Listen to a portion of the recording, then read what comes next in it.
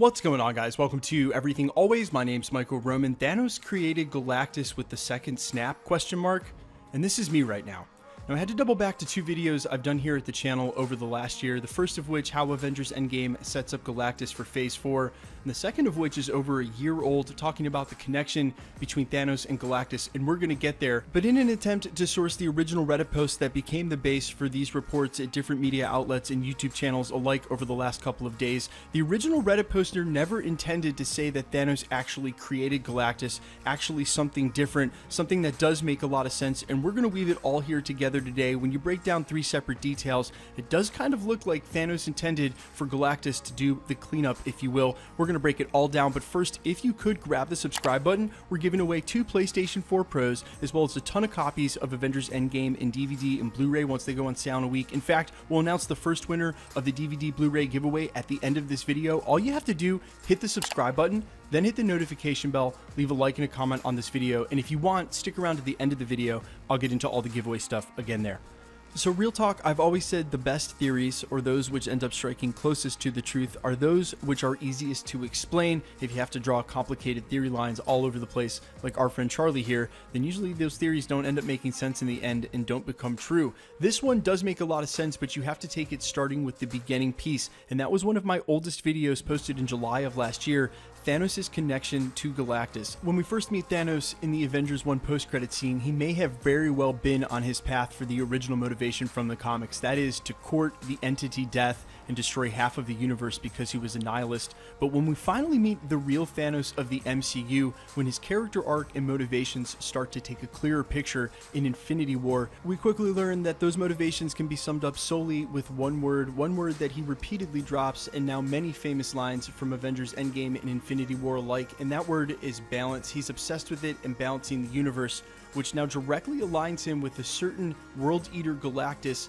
whose definition is the great balance between eternity and death. And while Marvel Studios' clear choice to augment Thanos' motivations better align him with Galactus, it doesn't mean he created Galactus, but there is a through line here that makes a lot of sense if you want to draw a comparison to the two and help strengthen the argument. Not that Thanos created Galactus, but rather Thanos knew of Galactus and ensured the World Devourer, the Great Balancer, would do his job if the snap he had already achieved wasn't enough, and ensured this would happen by the second snap, snapping the Infinity Stones out of existence. The Reddit user was able to hit on 2 of the important facts that strengthen this argument, but not the linchpin, the one detail hidden that really draws it all together. It's not only the theme of balance that connects Thanos and why he would possibly want to know about a great balancer that exists in the universe, but the second piece of information which the Ancient One imparts on the Hulk when he's traveling through time in order to obtain the Time Stone via New York, and something I covered extensively in my video, How Avengers Endgame Sets Up Galactus for Phase 4. I'll be sure to link at the end of this. The Ancient One explains to the Hulk that even the absence of one Infinity Stone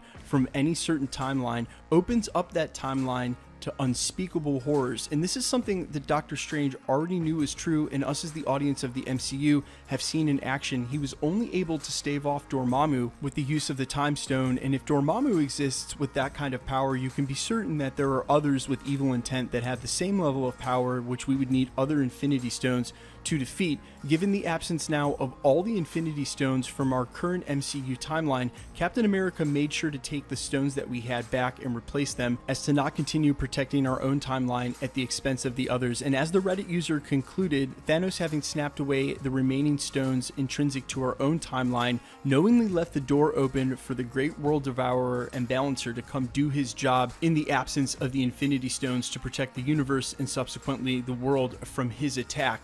This is a great argument, but there's actually another piece, another layer to this that really helps tie it all together. In a non-canonical story, Thanos Titan Consumed, that we reported on last year, there was some confusion about this book, originally thought canon. It came out from Marvel Studios that it's not official canon, but the author and the publisher had a direct line to Marvel Studios to ask questions in order to shape a story most closely to something like the adjacent TV shows to the MCU. And in that story, Thanos is directly admonished from an elder when asking about the stones and why someone doesn't just use them.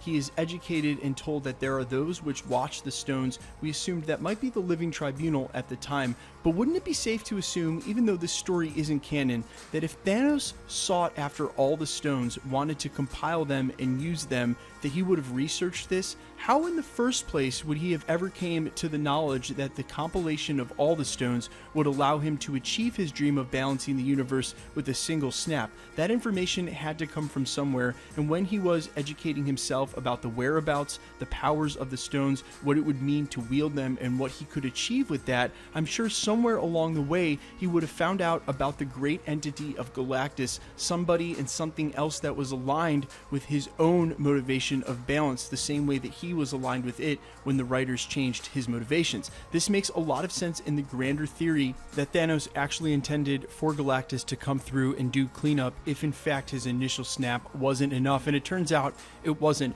But alas, there are going to be some answers to Galactus, and I think we're going to see some of those presented before we ever see Galactus on big screen. We know that both the Scarlet Witch TV show and the Loki TV show will both lead directly into Doctor Strange's multiverse of madness, and in that multiverse of madness, you're going to have things like Loki running around with the Tesseract, as well as access to all of the Infinity Stones, both in our own timeline in the past, well, and across the multiverse, in that if one of them is needed to defeat Galactus, it seems like they're going to have more than enough access to the Infinity Stones if need be after the multiverse expands the MCU. Speaking of expanding the MCU, while many people thought Guardians of the Galaxy 3 would do just this, it seems as though we're going to get the events of Thor 4 first, and in that, the villain of Thor 4, Gore the God Butcher, might just introduce a weapon as well that may be able to defeat Galactus. Where there's smoke, there's fire, and it's seeming as though Marvel Studios has known long before the acquisition was official that they were going to want to introduce Galactus with their newly acquired rights from Fox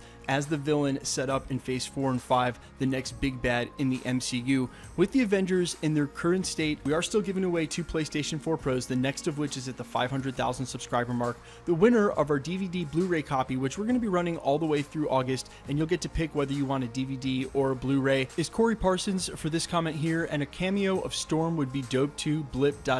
mutants, in response to the villain for Black Panther 2 being reported. Corey, you're right, a cameo of Storm or any of the X-Men showing up in any of the next movies would be awesome, and I do like the idea that the blip is probably going to be responsible for it in some way. Go ahead and DM me. You can either email me at everythingalwaysyt@gmail.com or DM me on Instagram at IamFires. I'll go ahead and get you your copy right out to you as soon as they go on sale next week. And guys, we're going to be giving away copies all month long, and like I said, you'll get to choose whether you want the DVD or Blu-ray. We're still giving away 2 PlayStation 4 Pros. If you missed the announcement of the winner for the Spotify giveaway, that was just a couple videos ago. Go ahead and make sure to check that out. If you want to be entered to win any of the stuff here at the channel, the next couple of PlayStations or the Blu-rays, all you have to do, hit that subscribe button, then hit the notification bell, leave a like and a comment on this video, and the more videos that you like and comment on, the better chance you have of winning. My name's Michael Roman. This is Everything Always. Guys, thanks immensely from the bottom of my heart for everything we've done here in the community, helping the channel grow. You guys are awesome.